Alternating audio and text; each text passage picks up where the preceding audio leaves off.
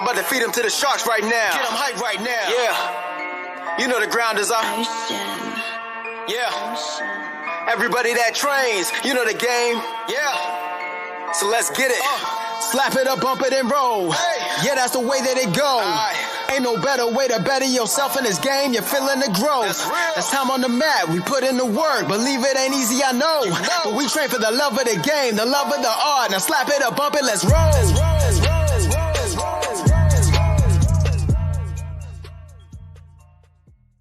Welcome to this episode of the BJJ Campaign Podcast. My name is Jeff Boone. I'm an A3 purple belt, one stripe.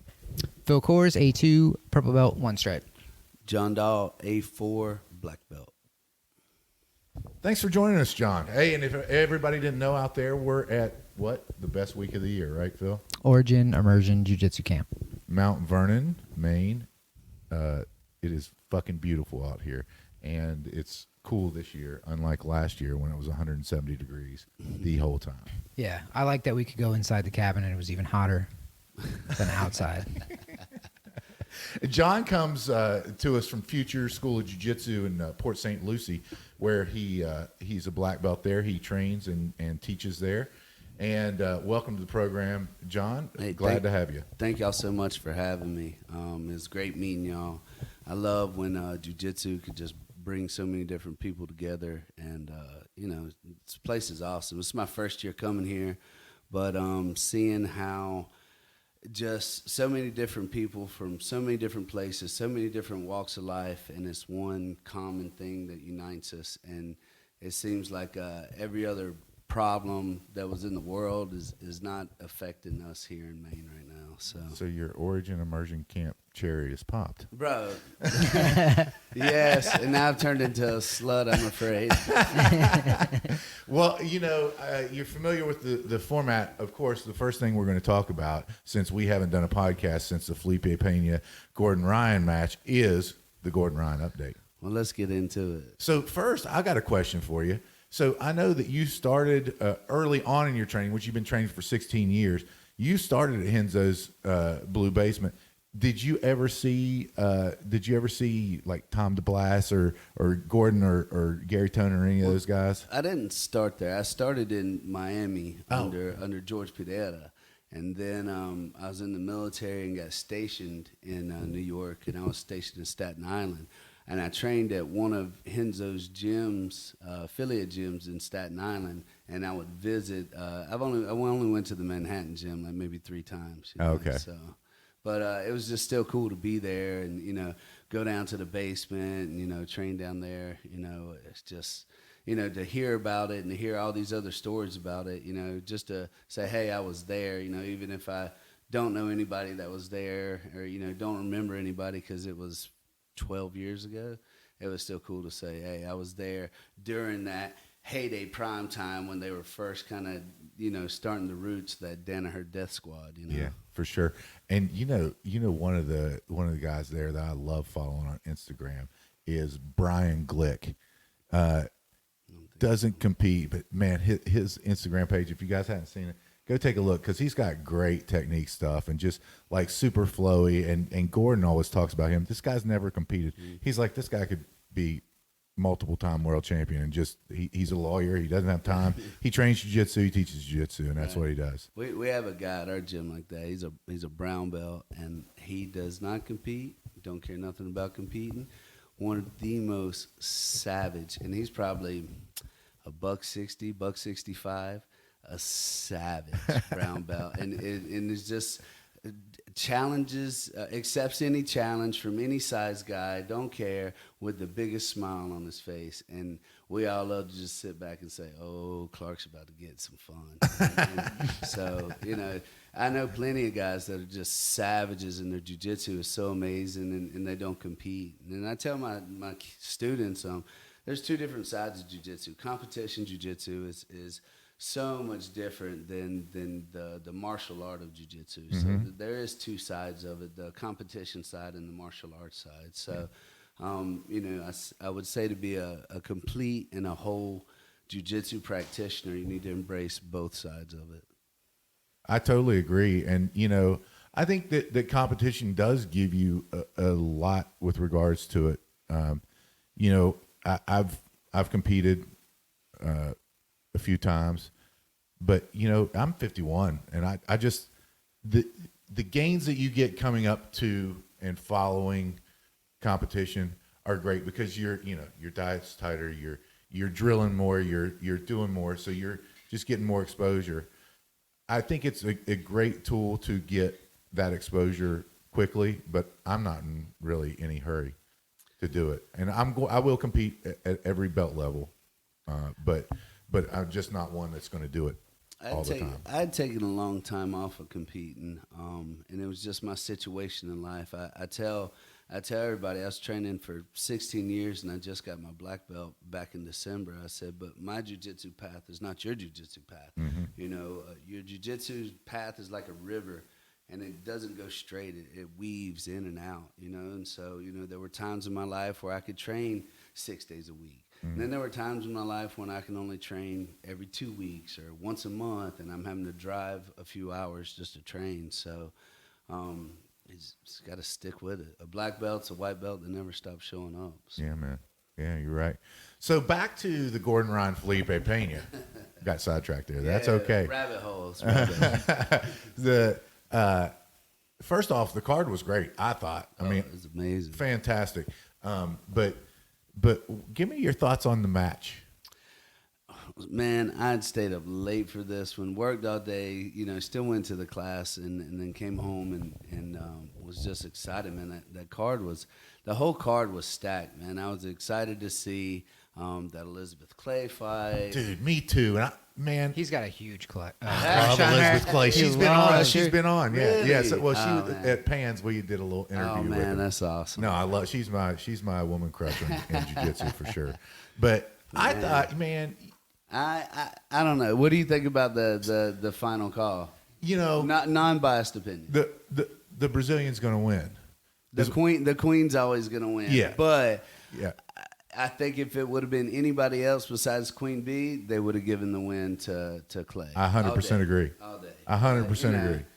The queen's the queen for a reason, you know. Yep. And No, if you're you right. want to beat the queen, you had to beat her legitimately, make her Yep. tap. Yep. Make her tap. 100% agree. That's how you beat the queen. It didn't hurt my feelings. The decision didn't hurt my because feelings. it was an amazing fight. Elizabeth Clay did an amazing job. Yep. You know, and so And I felt like she got screwed out of that Gabby Garcia decision too. yeah, all day, bro. Yeah, I'm with you on that. Because she was definitely doing more than Gabby Garcia was. Yeah. Gabby seemed real winded, tired, and was just looked like she was trying to sandbag. And no disrespect, she's a legend in herself. Oh, for you know, sure. But Yeah. you know, it seems like Elizabeth was the more aggressor, more pushing the pace, more trying to move, and less trying to just hold position and run out the clock. You know? Phil, what did you think of the match? Didn't watch that one. No, I didn't mean that one. I mean the Gordon Ryan Felipe Pena. I thought it was really good, and then I hated how it ended. And like I hated it because this is the first Gordon Ryan match I've watched where it wasn't like a man versus a boy. I was like, oh, this is a pretty good match. Like Gordon seemed like he was not really ever in danger or anything, Right. but he wasn't just like it didn't look like he just walked through it like everyone else. And that's what I was going to ask you. Seeing how Gordon causes submissions, walks through every opponent he does, plays with them like a cat, plays with yarn, and no disrespect to anybody that he's gone against. They're all amazing in their own right, but there's different levels to this, and he's just on a. It's like he has a cheat code, you know. And they've said that before. He's got a cheat code with Jon Daw, but I mean, wow, man, he runs through everybody. So then to see somebody actually put up a fight against him and do well against him and not let him do whatever he wanted with him, kind of is like making a god bleed. You know, you're like, Right. oh, okay, he can be beat, and then who's going to be the one to beat him? Is it Mika Galvão?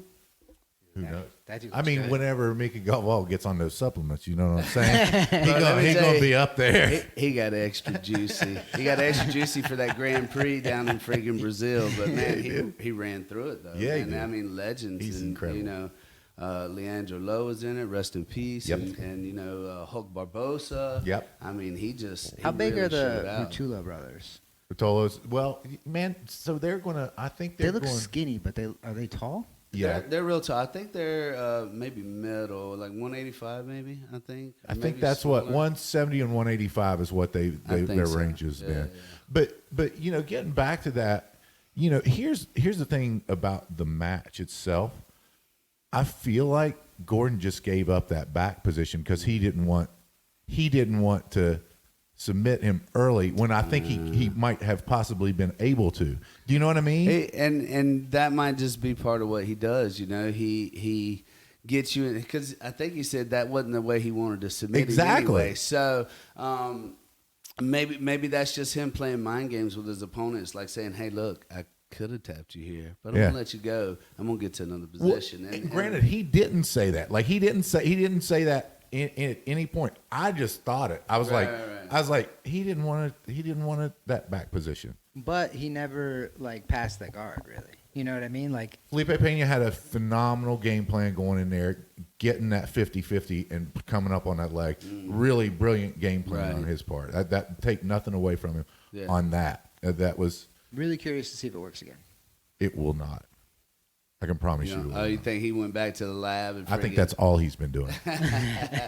But I mean, but that's how champion trains. You train in your week. Look, he said it before. He said it on Rogan's podcast. He said, "Look, we start in bad positions, full hooks, full seatbelt, and you have to start the fight like that.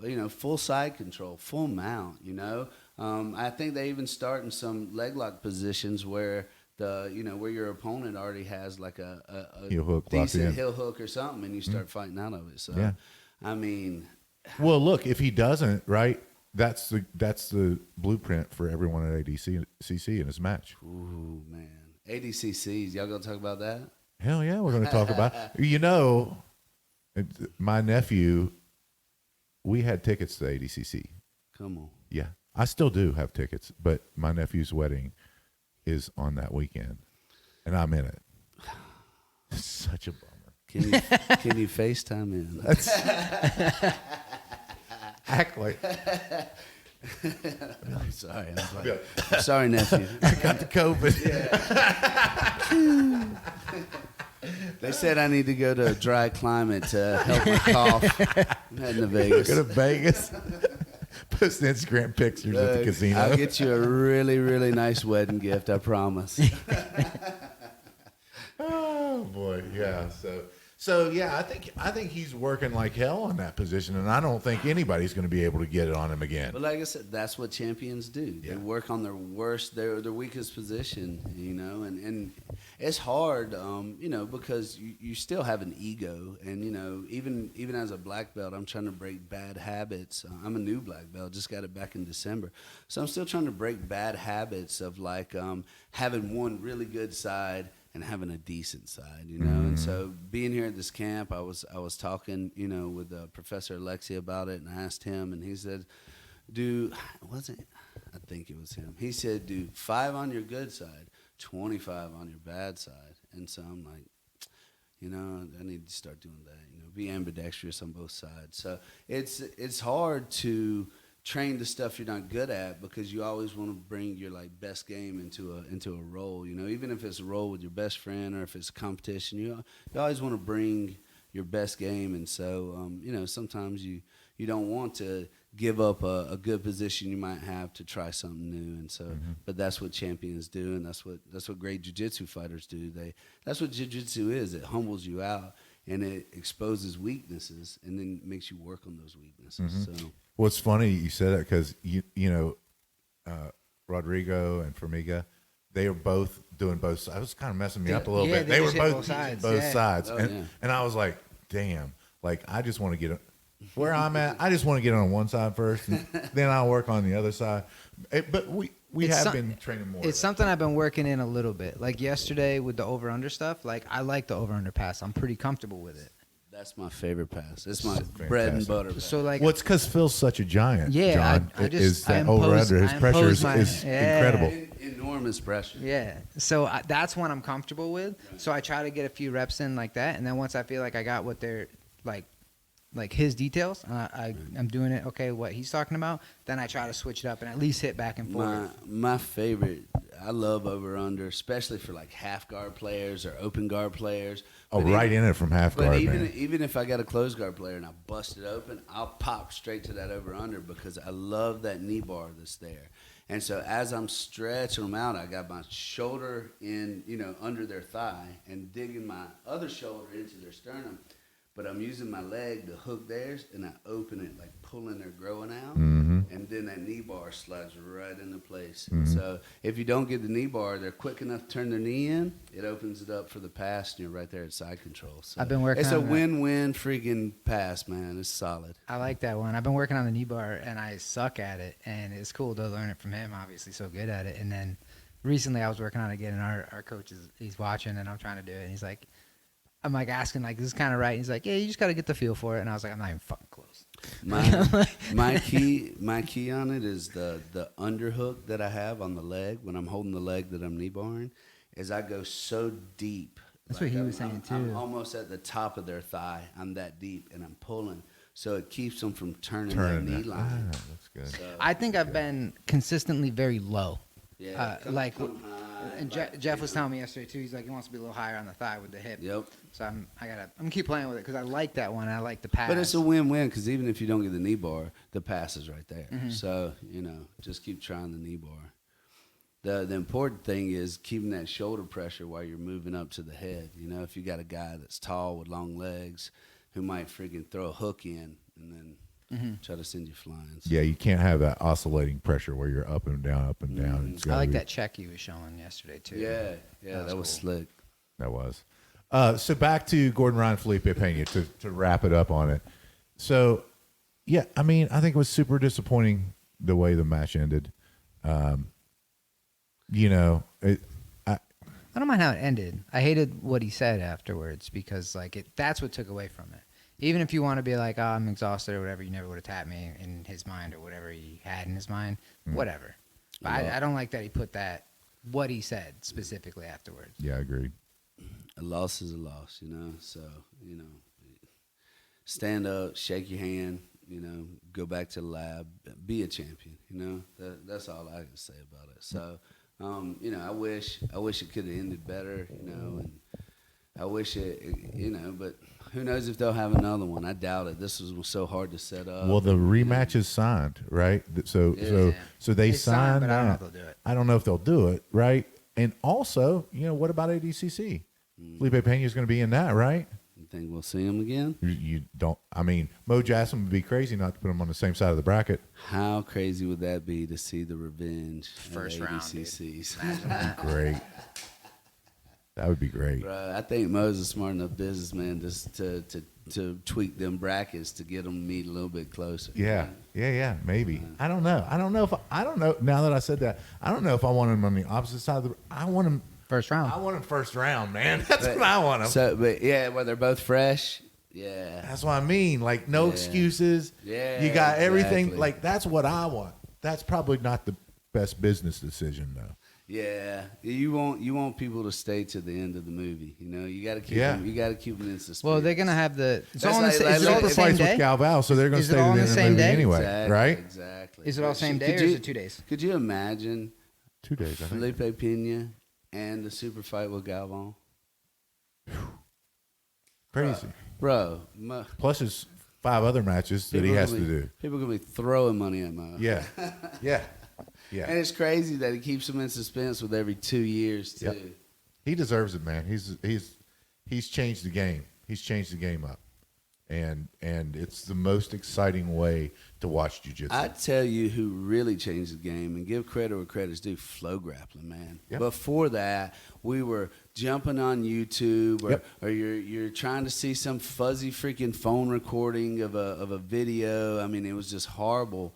And then, man, flow grappling came along and was like, I'm your freaking Huckleberry, and everything. And then, started doing the WNOs and Daisy Fresh, man. Daisy Just, Fresh. adding man. a story It's to so it. funny that you put something like that in there. That's the jiu-jitsu world's Jackass, or kind of. Yeah. And those guys are amazing. They are amazing. I've met them at multiple IBJJF tournaments, and I'm actually in one of the Daisy Fresh videos. I was talking back and forth with Pedro, the head instructor. Yeah, Heath.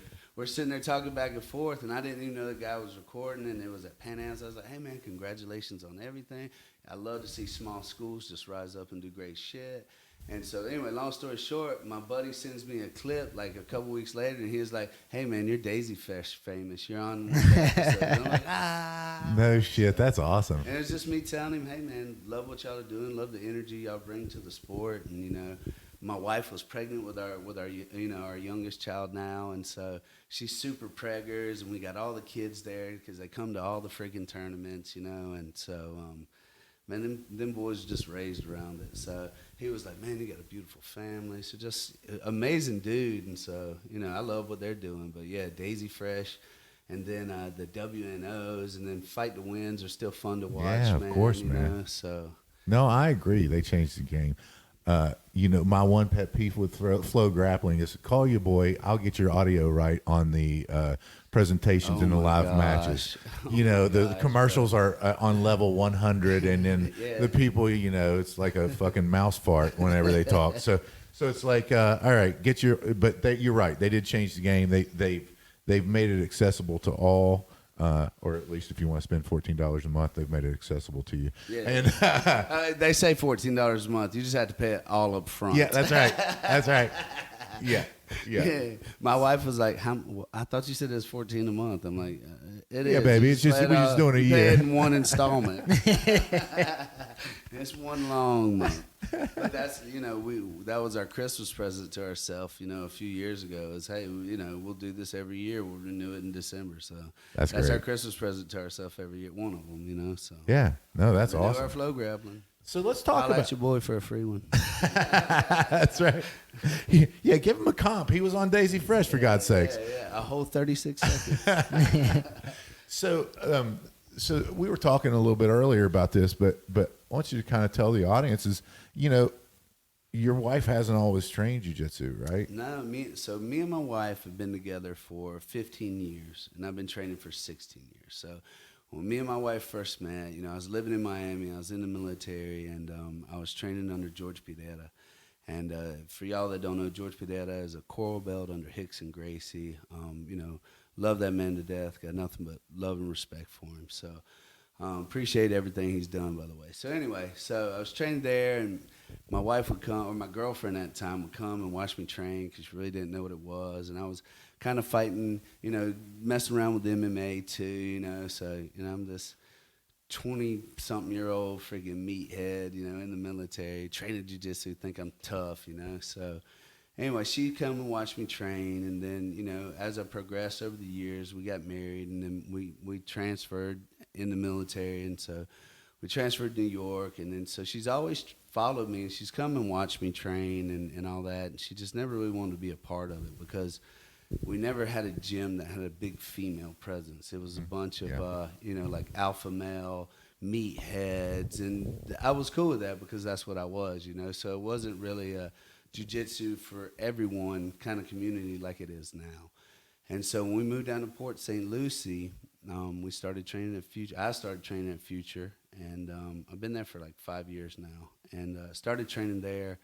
And automatically, you know, there's a great women's program. My professor, Taisio Felice, his wife is a brown belt, his daughter's a purple belt, and his son is Igor Felice, he's a black belt. And so just a whole family orientation. And we have a great kids program there. So a lot of parents will come because their kids come, and then after, you know, a couple months of sitting there watching it, and then, you know, staying after and watching the adult class, they're like, oh, this looks awesome.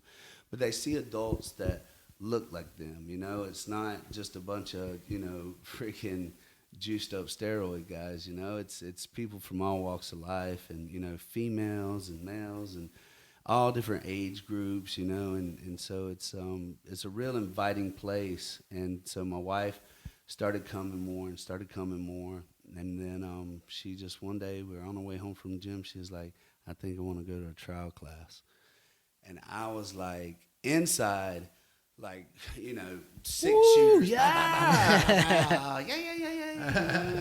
And then, so I tried to play it cool. I'm like, all right, cool, baby. Yeah. I'll set it up for you, you know? So, and I'm still a brown belt at the time. So So next day she goes, and we have a fundamentals class and we have an advanced class, you know. So the fundamentals class is, we don't just throw you in with the wolves, you know. You'll come in, you'll go through your trial class, and, you know, we won't let you roll for, you know, till we think you're ready, till you think you're ready too, you know. So we just don't want to throw you to the wolves and get you hurt or get you discouraged from the get, you know. So we'll train positions with you and drill with you until, you know, you're comfortable and you want to do it. So anyway, long story short is she goes in there and she was like, I was like, oh, I'm going to stay and watch. She's like, no.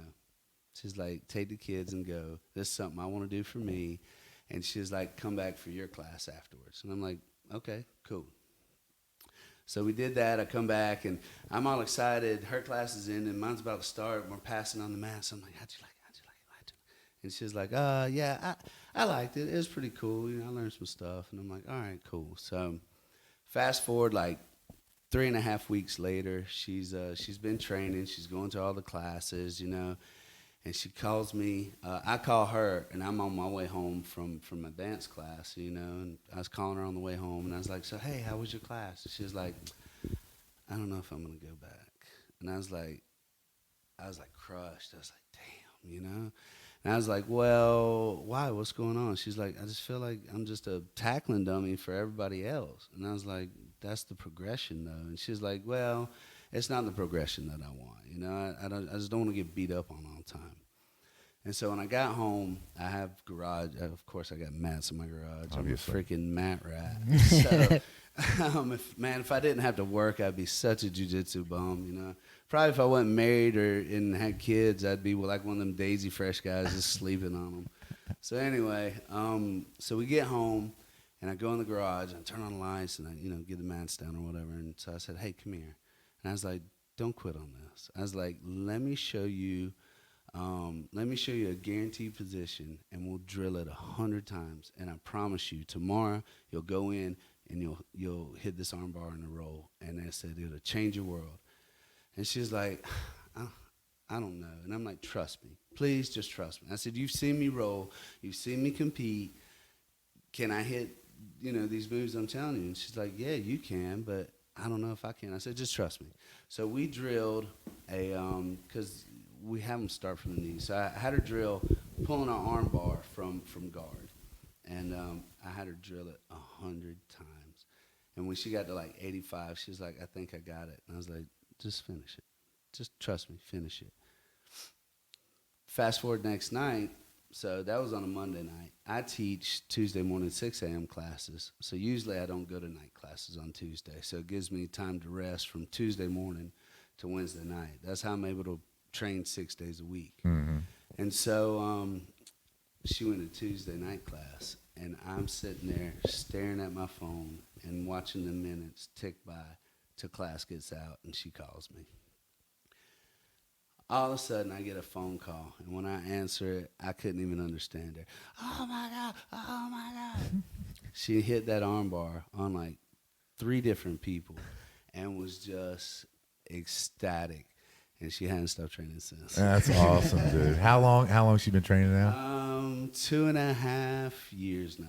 That's awesome. And she's doing great. And let me tell you how the jiu-jitsu bug has bit her, because she had a couple setbacks in her jiu-jitsu journey.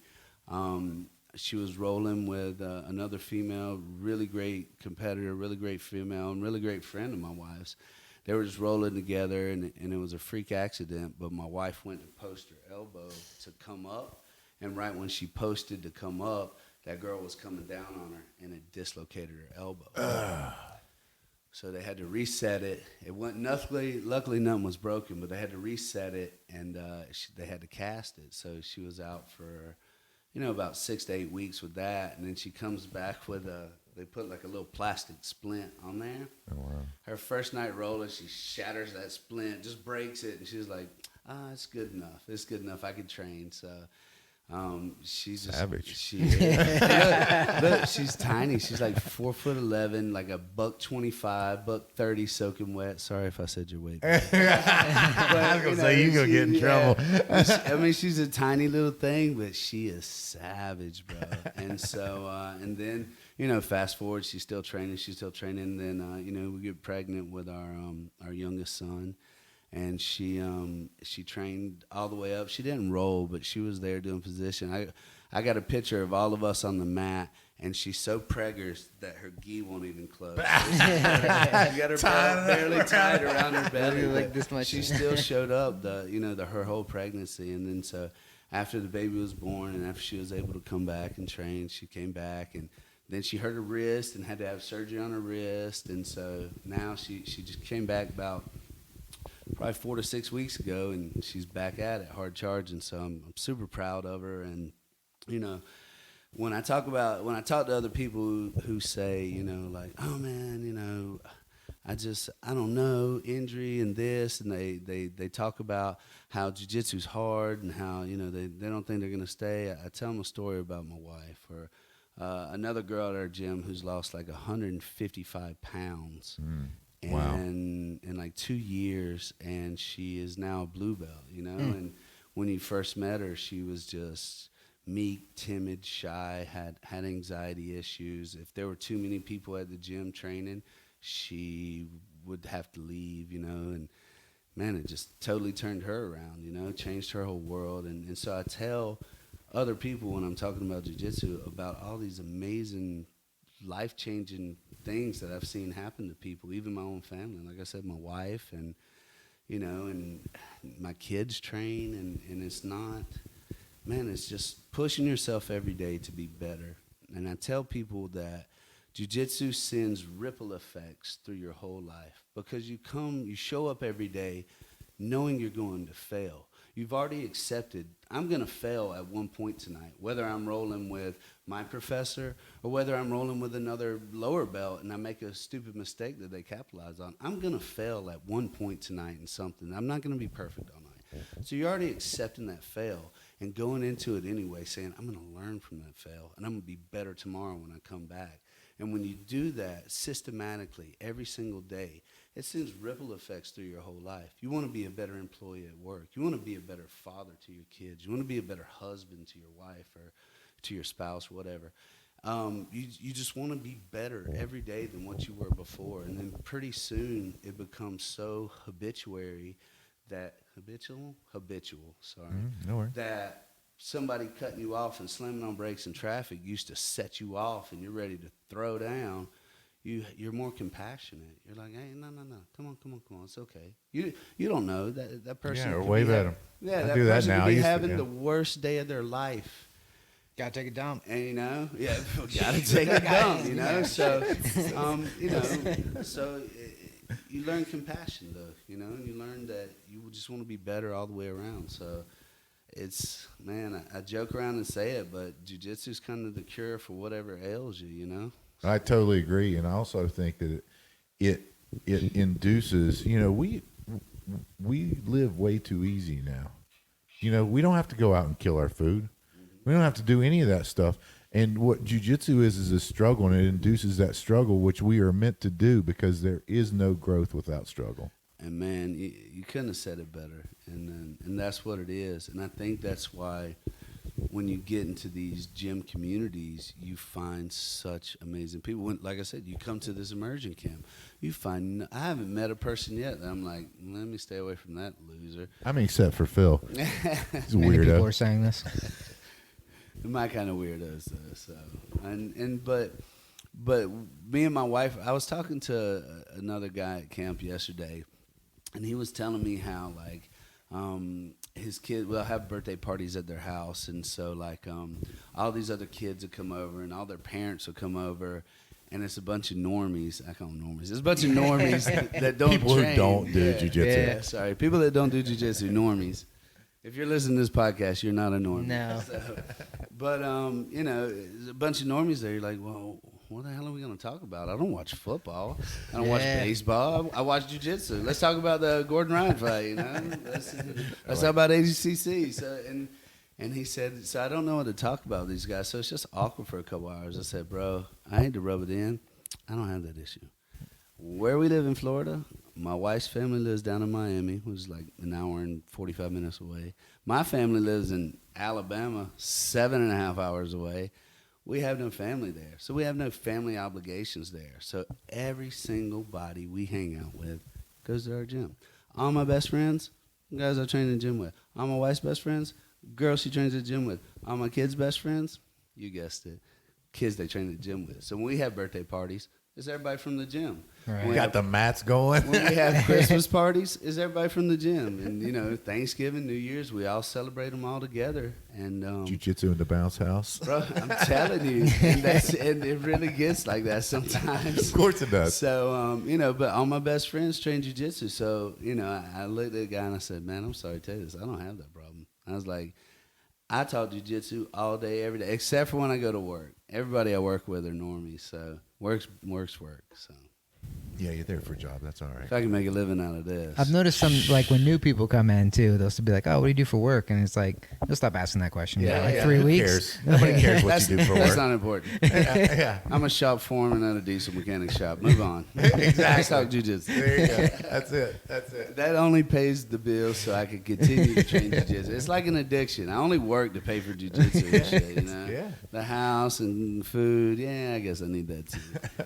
I was trying to see if Bernardo would sign my Fanatics account. You know, that's where all my money's Yeah, going. right. No shit.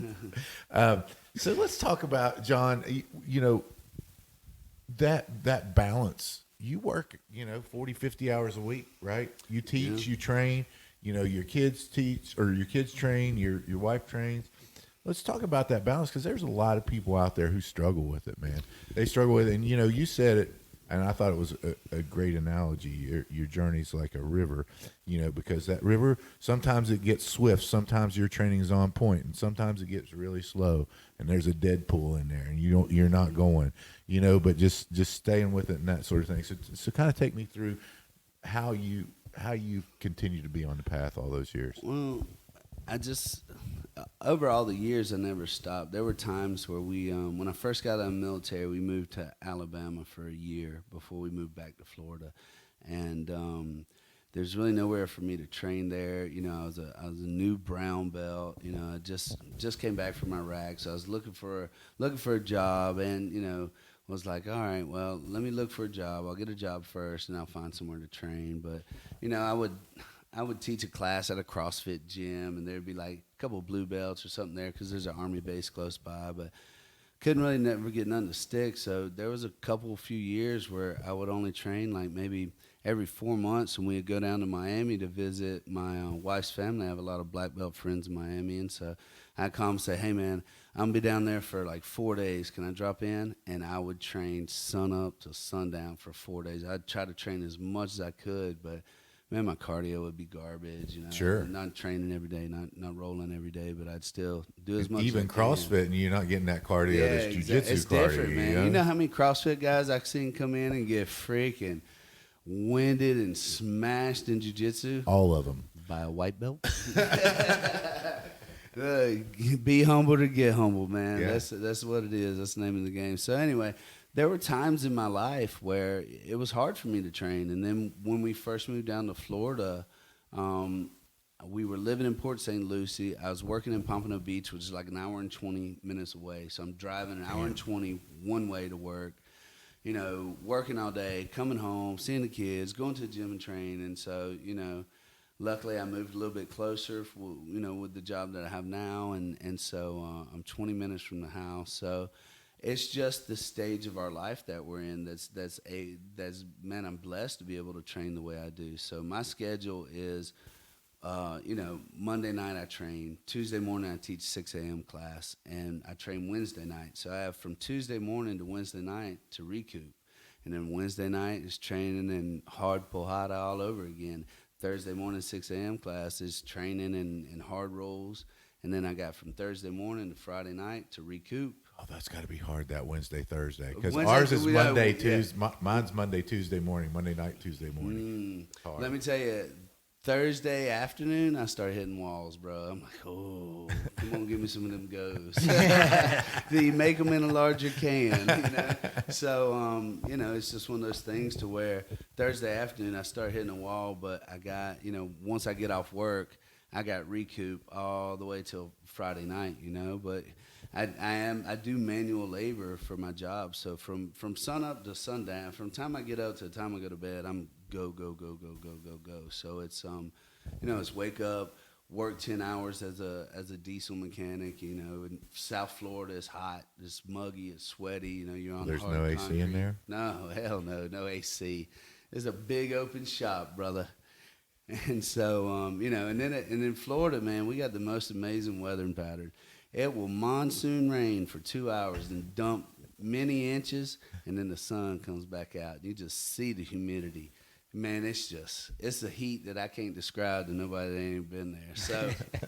So anyway, man, that's my life, though. I grew up, in a farm town in southeast Alabama where, hard work will get you everything, and that's really all I've known. I joined the military, did 10 years doing that, and got out and needed a job, and luckily I found a truck dealership that was hiring mechanics, and they liked to hire vets, and I walked in there with some tools and said, "Hey, man, I need a job." So been doing it ever since. Thankfully it's supported our family over the years, and I appreciate it. But if I could make money doing jiu-jitsu full time or anything jiu-jitsu related, my boss already knows I'd be out. I'd be out like a fat kid in dodgeball. So anyway, I'm just blessed right now to be able to train that. So it's, like I said, Monday night, Tuesday morning, Wednesday night, Thursday morning, Friday night, I'll skip Saturday, and then I'll have Sunday service, man. And that's a 10 a.m. class, and, man, it's ran by that Savage brown belt I told you about. That's his class, and, man, he does a Saturday one that's no-gi, and, man, let me tell you, he's one of them savages. So that's awesome. So I'm just lucky, and like I said, my wife training, my kids training. It's really a lifestyle for us. I'll come home from work sometimes, and Flow Grappling will be on, and it'll just be like running old episodes, or even when they're talking about upcoming events and stuff. I guess when they record their podcasts or whatever. So Flow Grappling's always on. So it's kind of become a lifestyle to us, and it's weird that people outside of it don't get it. Like my mom and dad love them to death, have no idea what Brazilian Jiu-Jitsu is, and I've been training for 16 years. They can tell you every single stat about Alabama football for the last 20 years. Roll Tide. I'm not an Alabama fan, so they can tell you every that, but they can't tell you what Jiu-Jitsu is. So like people that don't know don't get it, but those that do find out, it changes them. And it's a healthy addiction to have. Not only does it keep you in shape, but it keeps you in check, and just surrounds you with great people. So from all walks of life too. Like, and I don't know about y'all's gym, but our gym, we have everybody from chiropractors to doctors to nurses to people that own lawn care businesses to barbers, and my kids get their hair cut by somebody in the gym. Yep. The guy that cuts my grass, somebody in my gym. My bug man, somebody from my gym. Yep. It's just a tight community. Yes, it is. Man, it's just amazing. Every gym has that guy that could get you whatever you need, papers and Yeah. So it's just you have all walks of life in there, and it's just so amazing that one thing can bring so many people together, and how amazing this place is. I haven't met a person yet that I'm not 3 to 4 degrees separation from. I'm like, oh, okay, so you trained under him, and he knows this guy. Well, oh, I know that guy. And it's just amazed me that almost everybody I talk to, I can connect me to them somehow, Yeah. And so to be a global-wide martial art is still kind of a small community, Yes. So, well, and you can train with your heroes.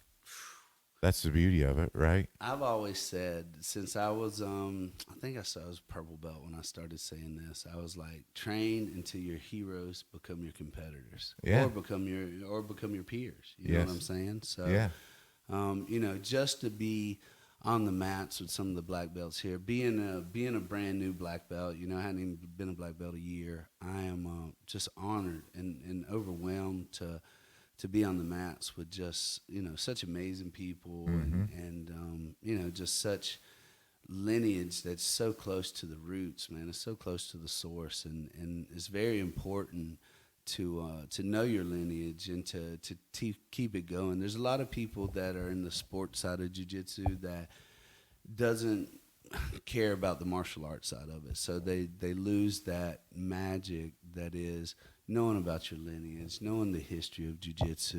And so I implore everybody, white belt to black belt, study that, read those books, read those old articles, look them up and really dig into jiu-jitsu and see, how it came from kind of humble beginnings of really just one master teaching another, teaching some kids, and how it sprung from that to what it is now. It's just it's amazing. So know your lineage, know your history. So absolutely.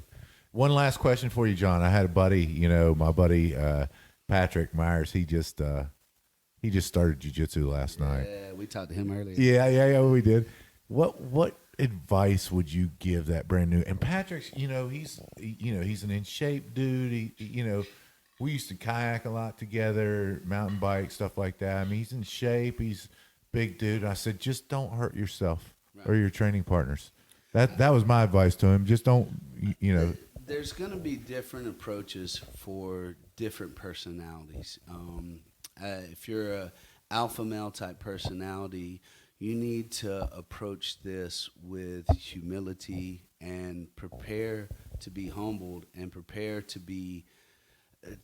for failure, because it's going to happen. But it's I always say this: the greatest phoenix rise from the biggest ashes. So don't be scared to go in there and fail. That's part of the process. So believe in the process. Believe in your professor. And just believe that everything you're doing is good for you. Now, if you're not the alpha male, if you're the meek, timid, shy kind of person, like Jeff is, yeah, that's getting into jiu-jitsu for another reason. If it's for self-defense, or if it's for I want to build confidence, or I have anxiety in big public places because I don't know how to defend myself. Whatever it is, come in with the approach of, I'm going to be put in uncomfortable situations, but those uncomfortable situations will prepare me for anything that might happen in life. So come in, instead of coming in timid, come in a little bit aggressive and embrace that aggressiveness. And so it just depends on how your mindset and what you're joining jiu-jitsu for, what your goals are for, is how your mindset should be on it. If you're like, hey, I wrestled all through high school, I want to start training jiu-jitsu and competing in tournaments and stuff, cool.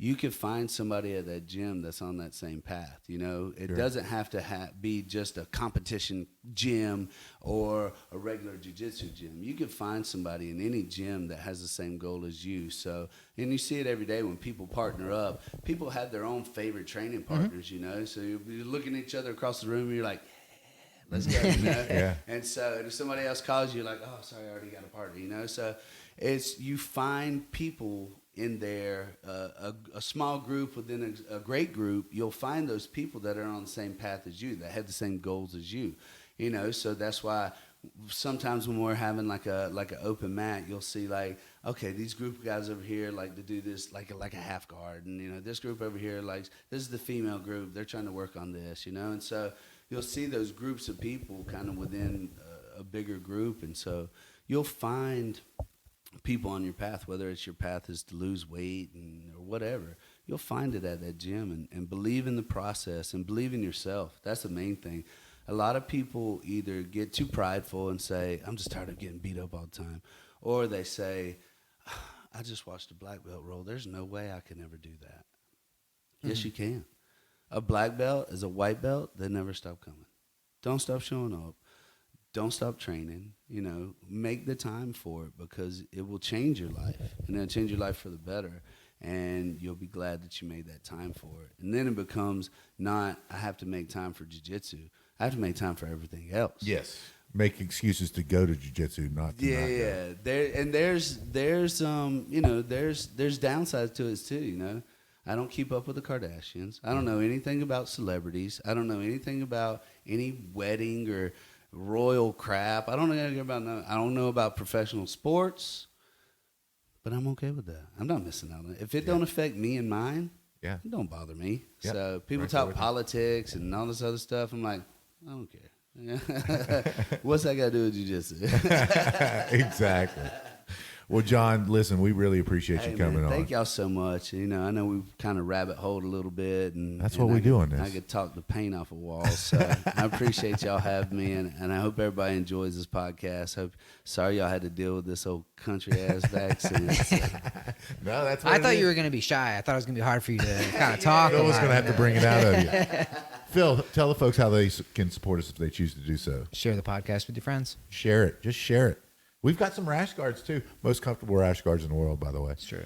And if you're not out there doing something to make yourself better each and every day, get out there and do it.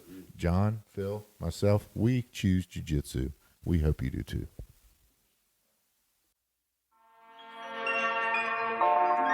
I'm about to feed him to the sharks right now. Get him hype right now. Yeah. You know the ground is up. Yeah. Everybody that trains, you know the game. Yeah. So let's get it.